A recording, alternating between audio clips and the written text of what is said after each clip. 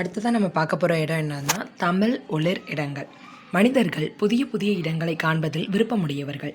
பழமையான நினைவு சின்னங்கள், இயற்கை அழகு நிறைந்த பகுதிகள், வழிபாட்டு இடங்கள், கடற்கரை பகுதிகள், தேசிய பூங்காக்கள் போன்ற இடங்களை காண்பது உள்ளத்துக்கு மகிழ்ச்சியை தரும். அவற்றுள் தமிழின் பெருமையை விளக்கும் இடங்கள் சிலவற்றை அறிவோம். ஸோ மனுஷங்க நேச்சரே என்னதுன்னா நிறைய இடங்களை பார்க்கணும் அப்படிங்கிறது மனுஷங்களோட நேச்சர். ஸோ நினைவு சின்னங்களாக இருக்கலாம், இயற்கை அழகு நிறைஞ்ச பகுதி, வழிபாட்டு இடம், கடற்கரை பகுதி, தேசிய பூங்கா, இது எல்லாத்தையுமே பார்க்குறது உள்ளத்துக்கு மகிழ்ச்சியை தரக்கூடியதாக இருக்கும்.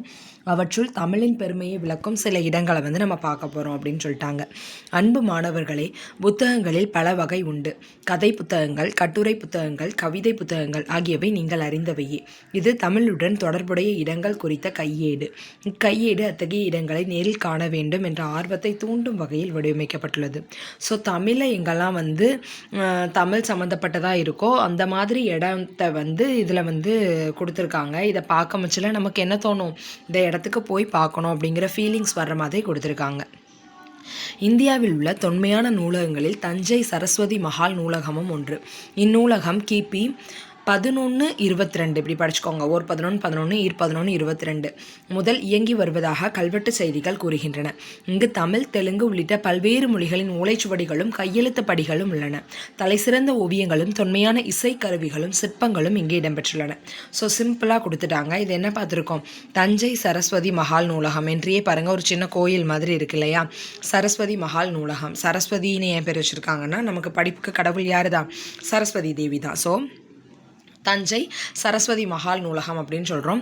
இந்தியாவில் இருக்கக்கூடிய மிக பழமையான நூலகம், இந்தியாவிலேயே தொன்மையான நூலகங்களில் முக்கியமான ஒன்றா இருக்கிறது என்னது, இந்த சரஸ்வதி மஹால் நூலகம்.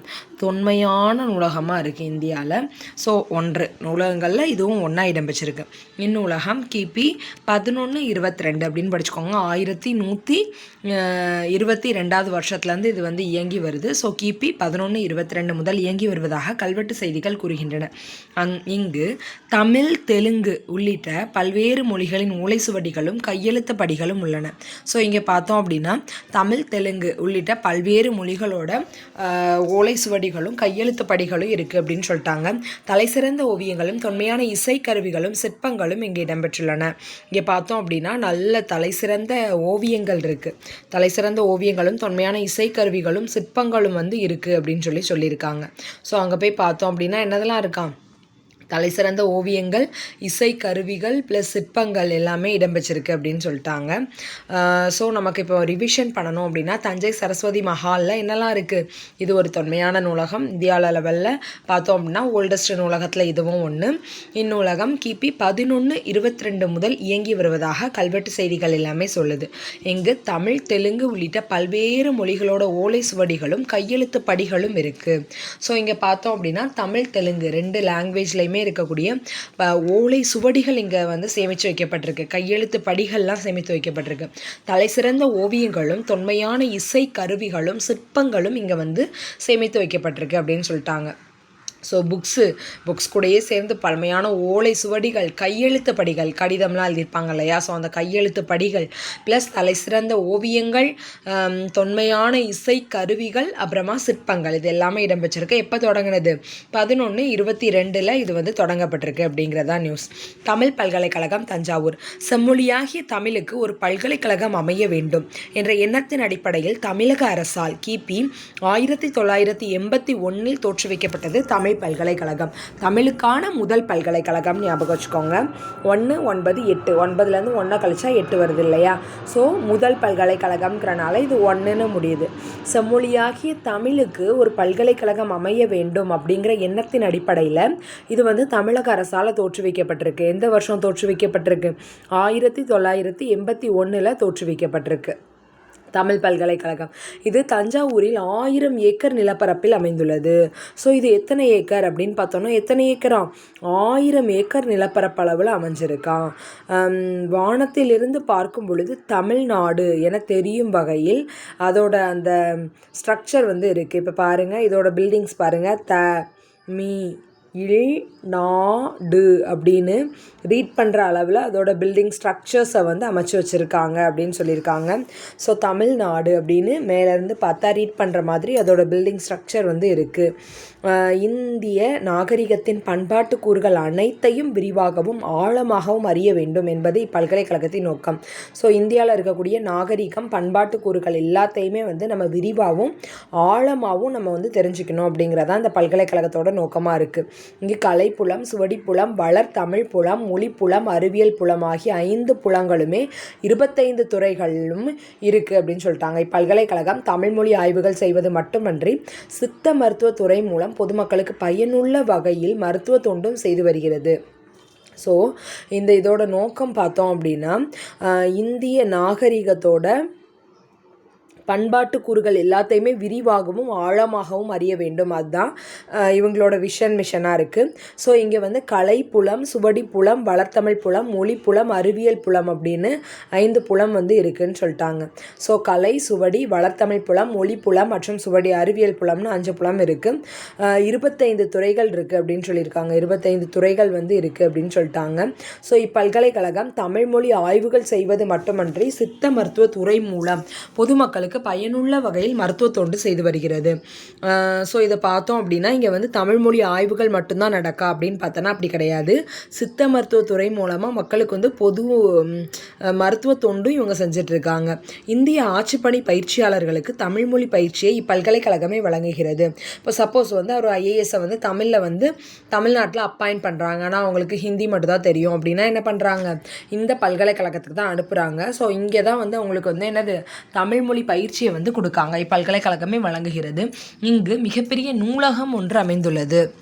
இங்கே வந்து பார்த்தோம் அப்படின்னா ஒரு பெரிய நூலகம் இருக்காம். உலகின் பல்வேறு நாடுகளை சேர்ந்த ஏராளமான மாணவர்கள் இங்கு கல்வி கற்று வருகின்றனர். ஸோ மொத்தமாக நமக்கு வந்து இந்த தஞ்சை தமிழ் பல்கலைக்கழகத்தை ரிவைஸ் பண்ணிடலாம். ஃபஸ்ட்டு நம்ம என்ன பார்த்தோம்னா தஞ்சை சரஸ்வதி மக்கள் நூலகம். அதில் பெருசாக ஒன்றுமே இல்லை. தமிழ், தெலுங்கு இந்த 2 மொழியிலையும் இருக்கக்கூடிய ஓலைச்சுவடிகளும் கையெழுத்து படிகளும் தலை சிறந்த ஓவியங்களும் தொன்மையான இசைக்கருவிகளும் சிற்பங்களும் இங்கே சேமித்து வைக்கப்பட்டிருக்கின்ற ஒரே ஒரு இன்ஃபர்மேஷன் தான். எப்போ தொடங்கிச்சு? 11/22 தொடங்கிச்சு. இப்போ அடுத்ததான் நம்ம பார்க்க போகிறது என்னதுன்னா தமிழ் பல்கலைக்கழகம் தஞ்சாவூர். இது வந்து செம்மொழியாகிய தமிழுக்குன்னு ஒரு பல்கலைக்கழகம் வேணும் அப்படிங்கிறக்காண்டி தஞ்சாவூரில் 1000 ஏக்கர் பரப்பளவில் வந்து அமைக்கப்பட்டிருக்கு. இதை மேலேருந்து பார்த்தோம் அப்படின்னா இதில் இருக்கிற பில்டிங்ஸ் வந்து தமிழ்நாடு அப்படிங்கிற அமைப்பிலேயே வந்து அமைக்கப்பட்டதாக இருக்கும். ஸோ இது வந்து எப்போ தோற்றுவிக்கப்பட்டுச்சு அப்படின்னு பார்த்தோன்னா 1981ஆம் ஆண்டு இது வந்து தோற்றுவிக்கப்பட்டிருக்கு. தஞ்சாவூரில் 1000 ஏக்கர் பரப்பளவில் வானத்துலேருந்து பார்க்கும்போது தமிழ்நாடு அப்படிங்கிற ஸ்ட்ரக்சர்லேயே தெரியுது. இதெல்லாம் இதோட சிறப்பாக இருக்குது. இந்திய நாகரிகத்தோட பண்பாட்டு கூறுகள் அனைத்தையும் விரிவாகவும் ஆழமாகவும் அறிய வேண்டும் என்பதை பல்கலைக்கழகத்தின் நோக்கம். இங்கே வந்து ஒரு 5 புலம் இருக்குது. இதெல்லாம் பார்த்தோன்னா கலை புலம், சுவடி புலம், வளர் தமிழ் புலம், மொழி புலம், அறிவியல் புலம் ஆகிய 5 புலங்களும் 25 துறை மொத்தமாக இங்கே இருக்குது அப்படின்னு சொல்லிட்டாங்க. 25 துறை 5 புலம் 5 25 5ஓட ஸ்கொயர்டு 25. ஸோ 5 புலம் 25 துறைகள் இருக்குது. இப்பல்கலைக்கழகம் தமிழ்மொழி ஆய்வுகள் மட்டும்தான் செய்யுதா அப்படின்னு பார்த்தா கிடையாது. சித்த மருத்துவத்துறை மூலமாக மக்களுக்கு வந்து பயனுள்ள வகையில் மருத்துவ தொண்டும் செஞ்சுட்டு வருது. ஸோ இந்திய ஆட்சி பணி பயிற்சியாளர்களுக்கு தமிழ்மொழி பயிற்சியை பல்கலைக்கழகமே வழங்குகிறது. இங்கு மிகப்பெரிய நூலகம் ஒன்று அமைந்துள்ளது. உலகின் பல்வேறு நாடுகளை சேர்ந்த ஏராளமான மாணவர்கள் வந்து இங்கே கல்வி கற்று வருகின்றனர் அப்படின்னு சொல்லிட்டாங்க. அடுத்து உ.வே.சா நூலகம் சென்னை. கிபி 1942 தொடங்கப்பட்ட இந்நூலகத்தில் தமிழ், தெலுங்கு, வடமொழி உள்ளிட்ட பல்வேறு மொழி நூல்கள் உள்ளன. இங்கு 2128 ஓலைச்சுவடிகளும், அதாவது 2128 ஓலைச்சுவடிகளும் 2941 தமிழ் நூல்களும் உள்ளன. ஸோ உ.வே.சா நூலகம்ன்றது ரொம்ப சின்ன நூலகம் தான், சென்னையில் இருக்குது. எப்போ உள்ளது அப்படின்னு பார்த்தோன்னா நம்மளுடைய இண்டிபெண்டன்ஸ்க்கு முன்னாடியே உள்ள நூலகம். இப்போ 1942 உள்ள நூலகம். இந்த நூலகத்தில் தமிழ், தெலுங்கு, வடமொழி இந்த 3 லாங்குவேஜ்லேயுமே உள்ள புக்ஸ் எல்லாமே இருக்குது. தமிழ், தெலுங்கு, வடமொழி உள்ளிட்ட பல்வேறு மொழி நூல்கள் உள்ளன. இங்கு 2128 ஓலைச்சுவடிகளும் 2941 தமிழ் நூல்களும் உள்ளன.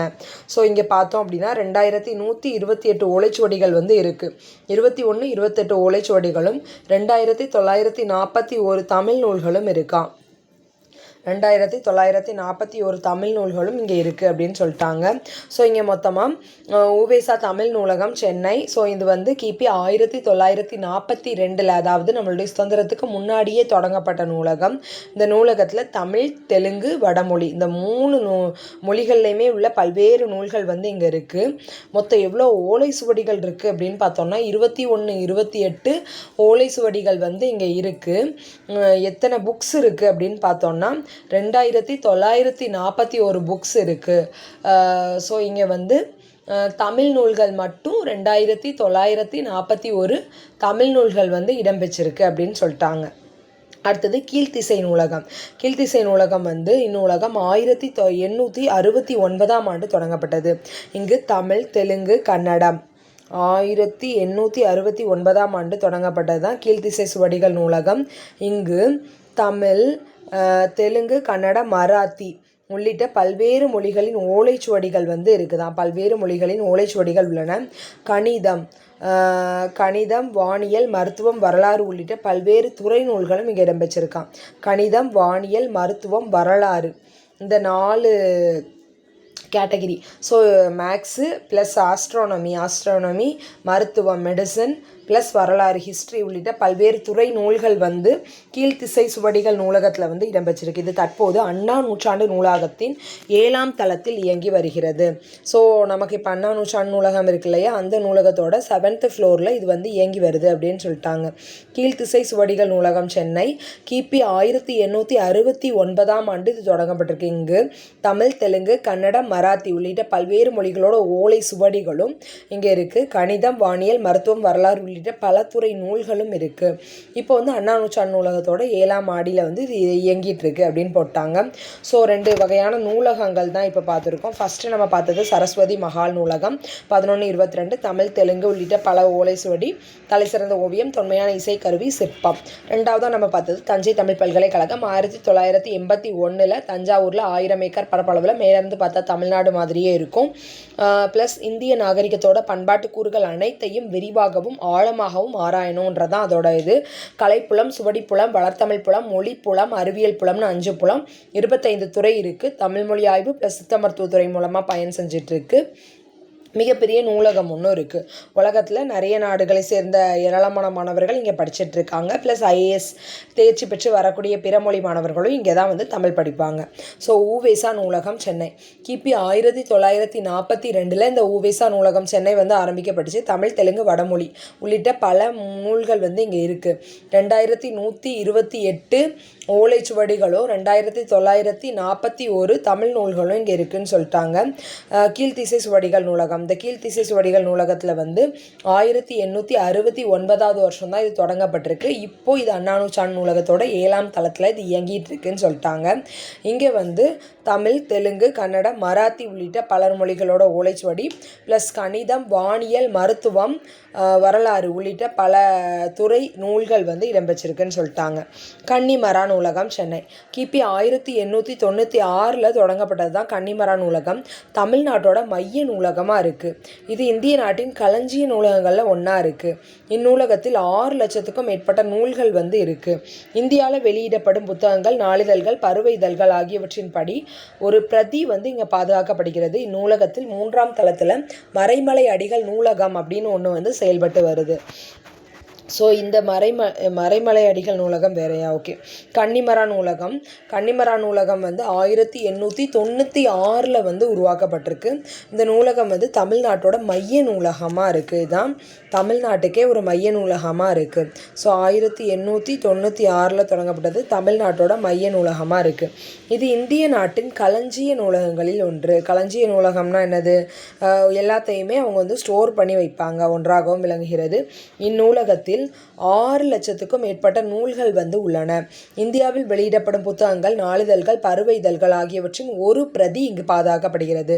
ஸோ இந்திய நாட்டில் வந்து களஞ்சிய நூலகங்கள் இருக்குல்ல, அந்த களஞ்சிய நூலகங்களில் இது ஒன்றா இருக்குது. இந்த நூலகத்தில் வந்து 6 லட்சத்துக்கும் மேற்பட்ட நூல்கள் வந்து பாதுகாக்கப்படுதான். எத்தனை லட்சத்துக்கும் மேற்பட்ட நூல்கள் அப்படின்னு பார்த்தோன்னா எத்தனை லட்சம்? 6 லட்சத்துக்கும் மேற்பட்ட நூல்கள் வந்து பாதுகாக்கப்படுதான். அதாவது இப்போ போடுற குமுதம்லேருந்து ஒரு பிரதியுமே மொத்த பேப்பர்ஸ் எல்லாமே ஒரு பிரதி எடுத்து இங்கே சேவ் பண்ணி வைக்காங்க. ஸோ இந்தியாவில் வெளியிடப்படும் புத்தகங்கள், நாளிதழ்கள், பருவ இதழ்கள் ஆகியவற்றின் ஒரு பிரதி இங்கே பாதுகாக்கப்படுகிறது. ஸோ இந்தியாவில் இருக்கக்கூடிய புத்தகம், நாளிதழ், பருவ இதழ் எல்லா இதோட ஒரு பிரதி வந்து இங்கே பாதுகாக்கப்படுது. இந்த நூலகத்தின் 3ஆம் தளத்தில் மறைமலை அடிகள் நூலகம் வந்து செயல்பட்டு வருது அப்படின்னு சொல்லிட்டாங்க. ஸோ இந்த நூலகத்தில் 3ஆம் தளத்தில் மறைமலை அடிகள் நூலகம் வந்து செயல்பட்டு வருது அப்படின்னு சொல்லிட்டாங்க. அடுத்ததான் நம்ம என்ன பார்க்க போகிறோம் அப்படின்னா வள்ளுவர் கோட்டம் தான் பார்க்க போகிறோம். இதுவும் சென்னையில் தான் இருக்குது. திருவள்ளுவரின் புகழை உலகறிய செய்யும் வகையில் சென்னை கோடம்பாக்கத்தில் வள்ளுவர் கோட்டம் என்னும் கலைக்கூடம் அமைக்கப்பட்டுள்ளது. இதன் கட்டுமான பணிகள் கிபி 1973 தொடங்கி 1976 நிறைவு பெற்றன. 1973 76 வந்து முடிக்கப்பட்டன. இது திருவாரூர் தேர் போன்ற வடிவில் அமைக்கப்பட்டுள்ளது. ஸோ இதை பார்த்தாலே திருவாரூர் தேர் மாதிரியே இருக்குமா, திருவாரூர் தேர் மாதிரியே இருக்குமா. இதனை 2 யானைகள் இழுத்து செல்வது போன்று கருங்கற்களால் உருவாக்கப்பட்டுள்ளது. இதன் அடிப்பகுதி 25 அடி நீளமும் 25 அடி அகலமும் உடையது.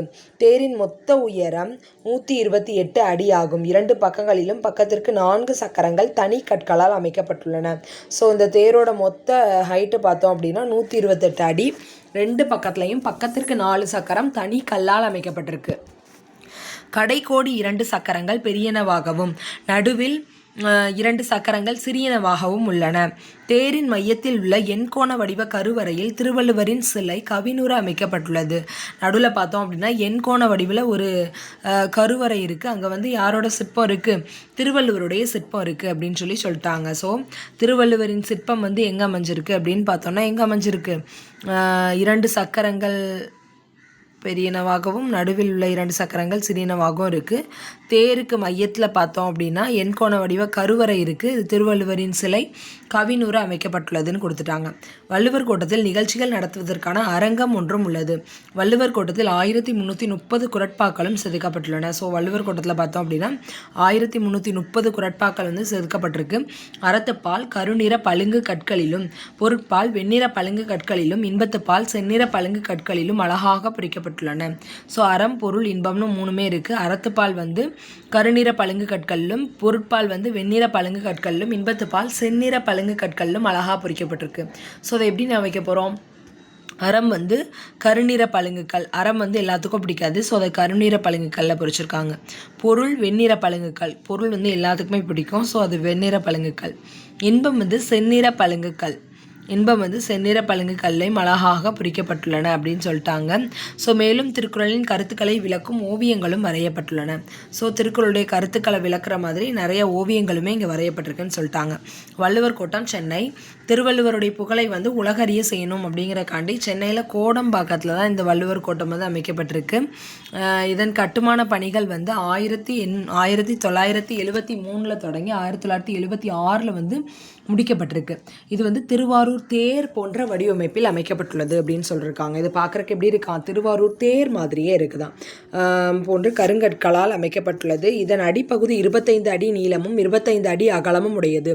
தேரின் மொத்த உயரம் 128 அடி. 2 பக்கங்களிலும் பக்கத்திற்கு 4 சக்கரங்கள் தனி கற்களால் அமைக்கப்பட்டுள்ளன.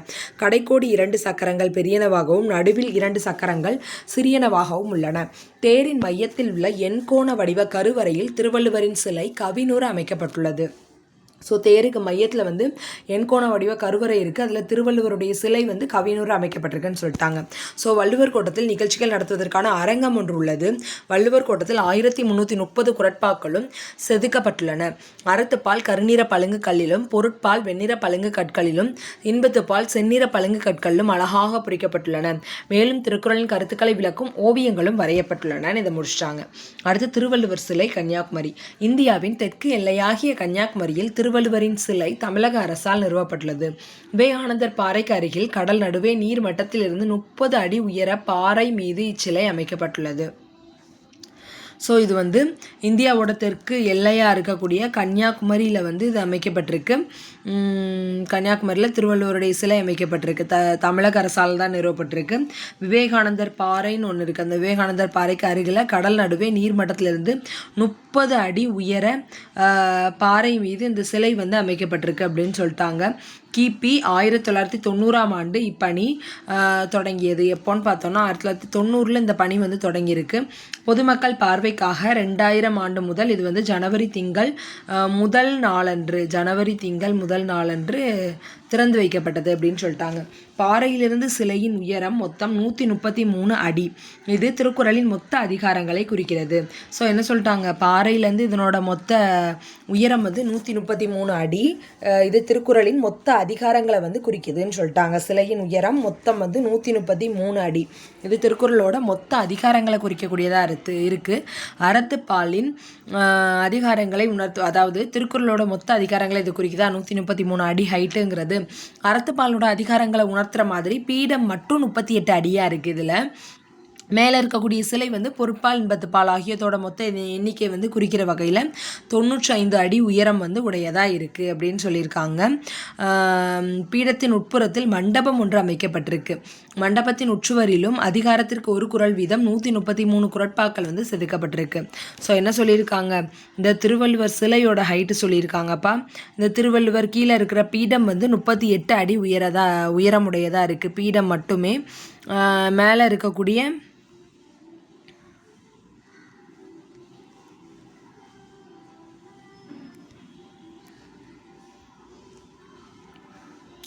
மேலே இருக்கக்கூடியது வந்து பொருட்பால் இன்பத்து பாலை மொத்தமாக குறிக்கிற வகையில் 95 அடி உயரமுடையதாக இருக்குதுன்னு சொல்லிட்டாங்க.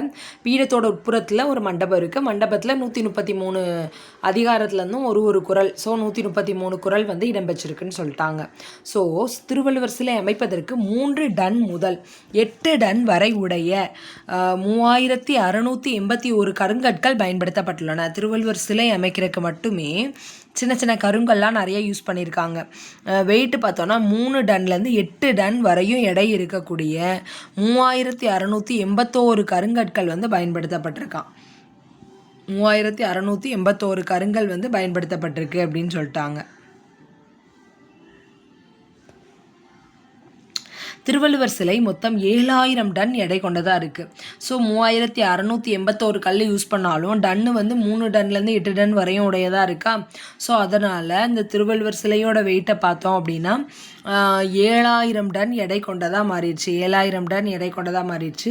திருவள்ளுவர் சிலைக்கு போகிறதுக்கு வந்து இன்றைக்கி படகு வசதி வந்து ஏற்பாடு செய்யப்பட்டிருக்கு. உள்நாட்டிலிருந்தும் வெளிநாட்டிலிருந்தும் ஏராளமான சுற்றுலா பயணிகள் இங்கு நாள்தோறும் வந்து செல்கின்றனர். தமிழின் பெருமைமிகு அடையாளமாக இச்சிலை உயர்ந்து நிற்கிறது. ஸோ தமிழோட பெருமைமிகு அடையாளமாக அந்த சிலை வந்து உயர்ந்து நிற்க அப்படின்னு சொல்லிட்டாங்க. ஸோ திருவள்ளுவர் சிலை கன்னியாகுமரி. இந்தியாவின் தெற்கு எல்லையாகிய கன்னியாகுமரியில் திருவள்ளுவருடைய சிலை வந்து தமிழக அரசால் நிறுவப்பட்டிருக்கு. விவேகானந்தர் பாறைக்கு அருகில் கடல் நீர் நடுவில் நீர்மட்டத்திலேருந்து 30 அடி உயர பாறை வந்து இந்த சிலை அமைக்கப்பட்டிருக்கு. கிபி 1990 10 வருஷம் நடந்து 2000 ஜனவரி 1 நாள் அன்னைக்கு இது திறந்து வச்சுருக்காங்க. இதோட ஹைட்டு பார்த்தோன்னா 133 அடியாக இருக்குது. கீழே பீடம் 38 அடி. அது வந்து அறத்துப்பாலம் உணர்த்துறதா 38 அடி. பொருட்பால் ப்ளஸ் இன்பத்துப்பாலை உணர்த்துறதா மேலே இருக்கக்கூடிய திருவள்ளுவருடைய சிலை வந்து 95 அடி உயரம் உடையதாக இருக்குது. ஸோ இந்த திருவள்ளுவரோட ஹைட் நமக்கு கேட்கலாம். அது வந்து 95 அடி உயரம். ஏன்னா 70 + 25 70 + 25ங்கிறனால 95 அடி உயரமாயிடுச்சு. பீடத்தின் உட்புறத்தில் மண்டபம் ஒன்று இருக்குது. அதில் அதிகாரத்திற்கு ஒரு குறள் வீதம் 133 அதிகாரத்துலேயும் ஒரு குறள். ஸோ 133 குறள் அங்கே இடம்பெற்றிருக்கு. இந்த திருவள்ளுவருடைய சிலை அமைக்கிறதுக்கு மட்டும் பார்த்தோன்னா 3681 கல் வந்து யூஸ் பண்ணியிருக்காங்க. ஒரு கல்லுமே 3 டன்லேருந்து 8 டன் வரையும் எடை உடையதாக இருக்குது. ஸோ 7000 டன் எடை கொண்டதாக அந்த சிலை வந்து உருவாயிருச்சு. இந்த சிலைக்கு போகிறதுக்கு வந்து நமக்கு படகு வசதி வந்து செய்யப்பட்டிருக்கு. சுற்றுலா பயணிகள் வந்து நாள்தோறும் இங்கே போயிட்டு வராங்க. தமிழோட பெருமையை விளக்கக்கூடிய அடையாள சின்னமாக இது வந்து இன்னைக்கு உயர்ந்து நிற்கு அப்படின்னு சொல்லிட்டாங்க. உலக தமிழ் சங்கம் மதுரை மாநகரின் தல்லாக்குளம் பகுதியில் காந்தி அருங்காட்சியகம் அருகில் உலக தமிழ் சங்கம் நிறுவப்பட்டுள்ளது. இது சுமார் 87,000 சதுர அடி பரப்பளவில் மனதை கவரும் வகையில் கட்டப்பட்டுள்ளது. ஸோ சொல்லுவாங்க இல்லையா, அந்த பர்வீன் சுல்தானா கூட அடிக்கடி எல்லா வீடியோலையும் அவங்க அந்த மேம் சொல்லுவாங்க, என்ன சொல்லுவாங்க, நான் உலக தமிழ் மதுரை சங்கத்தில் டைரக்டராக இருந்தேன் அப்படி சொல்லுவாங்க இல்லையா. அந்த உலக தமிழ் மதுரை சங்கம் தான். அது வந்து மதுரையில் தல்லாக்குளம் பகுதியில் அமைஞ்சிருக்கான். அங்கே வந்து காந்தி அருங்காட்சியகம் வந்து உலக தமிழ் சங்கம் நிறுவப்பட்டுள்ளது. காந்தி அருங்காட்சியகத்துக்கு பக்கத்தில் உலக தமிழ் சங்கம் அப்படின்னு ஒன்று, அது வந்து மதுரை மாநகரில் நிறுவப்பட்டது. ரொம்பவே ஆப்டானது. ஏன்னா அங்கே தானே சங்கம் இருந்துச்சு. ஸோ உலக தமிழ் சங்கத்தையும் அங்கேயே தூக்கி நம்ம நிறுவிட்டோம். காந்தி அருங்காட்சியகத்துக்கு பக்கத்தில் நிறுவப்பட்டிருக்கு. இது சுமார் 87,000 சதுர அடி பரப்பளவில் மனதை கவரும் வகையில் அமைந்துள்ளது. ஸோ இங்கே வந்து எத்தனை அடி இருக்கும் அப்படின்னு பார்த்தோம்னா 87,000 சதுர அடி பரப்பளவில் மனதை கவரும் வகையில் இது கட்டப்பட்டிருக்கு தான். கிபி 1981ஆம் ஆண்டு மதுரையில் நடைபெற்ற உலக தமிழ், ஸோ இதான் பாருங்களா, 1981 தான் தஞ்சை தமிழ் பல்கலைக்கழகமும் வந்து ஸ்டார்ட் பண்ணியிருப்பாங்க.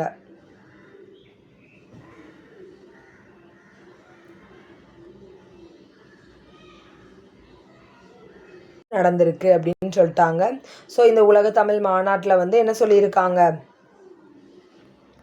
தஞ்சை தமிழ் பல்கலைக்கழகம் 1981 தொடங்கப்பட்ட அதே ஆண்டு தான் மதுரையில் வந்து உலக தமிழ் மாநாடு வந்து நடந்திருக்கு.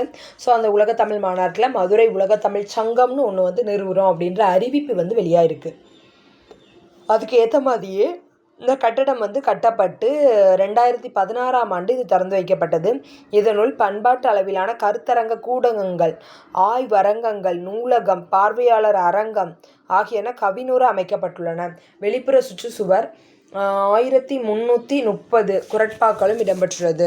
ஸோ இதை சுற்றி இருக்கக்கூடிய சுவரில் பார்த்தோம் அப்படின்னா அவ்வளோ குரலும் 1330 குரலையுமே அங்கே வந்து எழுதி வச்சுட்டாங்க சுற்றுச்சுவரில். உலக தமிழ் சங்கத்தின் மற்றொரு அமைப்பான தமிழ் சங்க காட்சி கூடம் தனி கட்டடத்தில் இயங்கி வருகிறது. ஸோ இங்கே வந்து சங்க தமிழ் காட்சி கூடம் அப்படின்ற ஒன்று வந்து இருக்குது.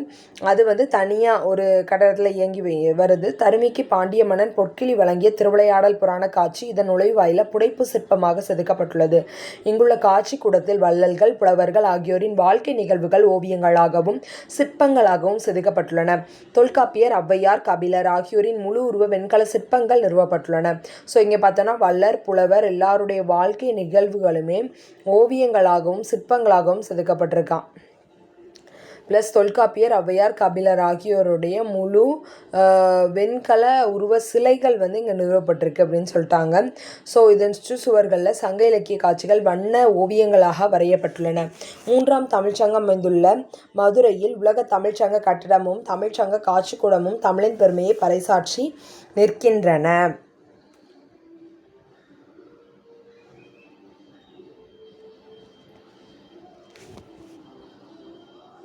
ஸோ இதில் என்ன சொல்லியிருக்காங்க, மதுரை தமிழ் சங்கம் அப்படின்னு பார்த்தோம் அப்படின்னா மதுரை மாநகரில் தல்லாக்குளம் அப்படிங்கிற பகுதியில் காந்தி அருங்காட்சியகத்துக்கு பக்கத்தில் இது அமைக்கப்பட்டிருக்கு. 87,000 சதுர அடி பரப்பளவில் மனதை கவரும் வகையில் இது அமைக்கப்பட்டிருக்கு. கிபி 1981ஆம் ஆண்டு மதுரையில் உலக தமிழ் மாநாட்டில் மதுரை தமிழ் சங்கம் அமைக்கப்படும் அப்படின்ற அறிக்கை வந்து வெளியிடப்பட்டிருக்கு. ஸோ அந்த அறிவிப்பு படி இந்த கட்டடம் 2016 வந்து திறக்கப்பட்டிருக்கு. இதுக்குள்ள பன்னாட்டு அளவிலான கருத்தரங்க கூடம், ஆய்வரங்கம், நூலகம், பார்வையாளர் அரங்கம் அப்படின்னு எல்லாமே அமைக்கப்பட்டிருக்கு. வெளிப்புற சுவரில் 1330 குரட்பாக்களுமே இடம்பெற்றிருக்கு. உலக தமிழ் சங்கத்தோட மற்றொரு அமைப்பு தான் சங்க தமிழ் காட்சி கூடம் அப்படின்னு சொல்கிறோம்.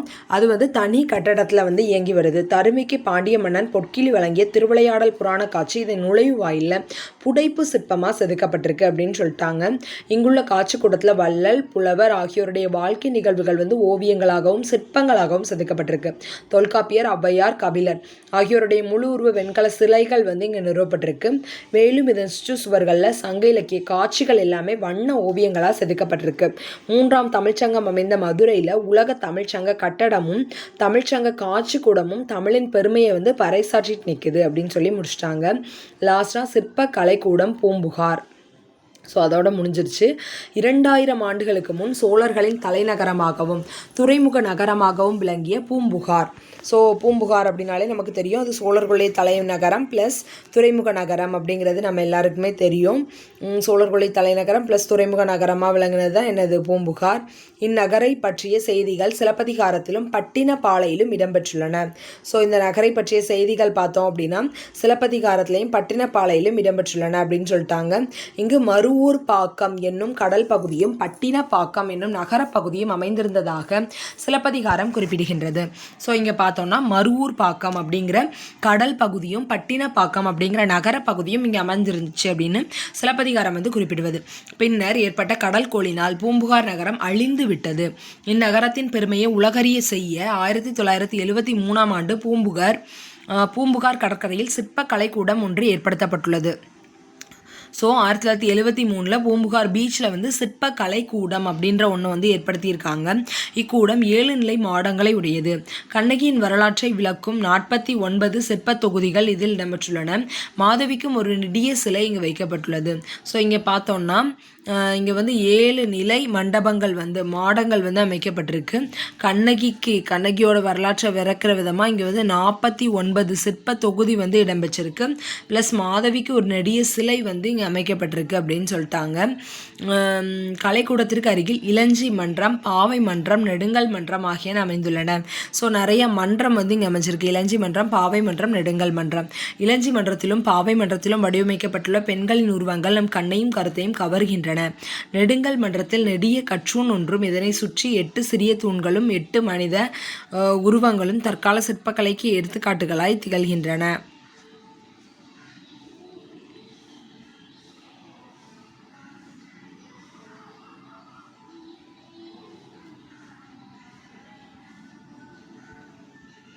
ஸோ இதில் என்ன சொல்லியிருக்காங்க, பூம்புகார் சிற்பக்கலைக்கூடம் 2000 வருஷத்துக்கு முன்னாடியே சோழர்களுடைய தலைநகரம் ப்ளஸ் துறைமுக நகரமாக இருந்தது தான் இந்த சிற்பக்கலைக்கூடம். இது வந்து சிலப்பதிகாரத்திலையும் பட்டினப்பாலையிலையும் இதை பற்றின செய்தி வந்து இடம்பெற்றிருக்கு. இங்கே மருவூர் பாக்கம் அப்படிங்கிற கடல் பகுதியும் பட்டினப்பாக்கம் அப்படிங்கிற நகரப்பகுதியும் அமைந்திருந்ததாக சிலப்பதிகாரம் வந்து குறிப்பிடுவது. பின்னர் ஏற்பட்ட கடல் கொள்ளினால் பூம்புகார் நகரம் வந்து அழிந்து விட்டது. இந்த நகரத்தோட பெருமையை வந்து உலகறிய செய்யணும் அப்படிங்கிறக்காண்டி 1973ஆம் ஆண்டு பூம்புகார் கடற்கரையில் சிற்ப கலைக்கூடம் ஒன்று ஏற்படுத்தப்பட்டிருக்கு. இக்கூடம் 7 நிலை மாடங்களை கொண்டதாக இருக்குது. கண்ணகியோட வரலாற்றை விளக்கும் 49 சிற்ப தொகுதிகள் வந்து இங்கே இடம்பெற்றிருக்கு. மாதவிக்கு ஒரு தனி சிலை வைக்கப்பட்டிருக்குன்னு சொல்லிட்டாங்க. இளஞ்சி மன்றம், பாவை மன்றம், நெடுங்கல் மன்றம் அப்படின்னு 3 மண்டபங்கள் இருக்குது.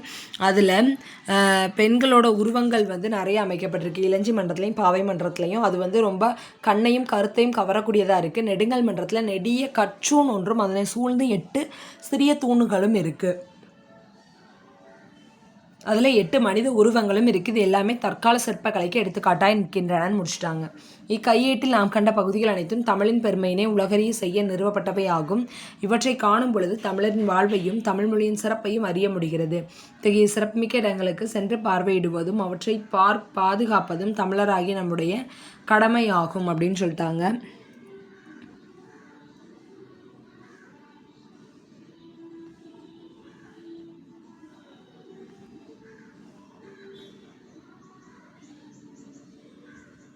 ஸோ ரீகேப் வந்து தனி வீடியோவாக பார்த்துடலாம் ஃப்ரெண்ட்ஸ். தேங்க்யூ.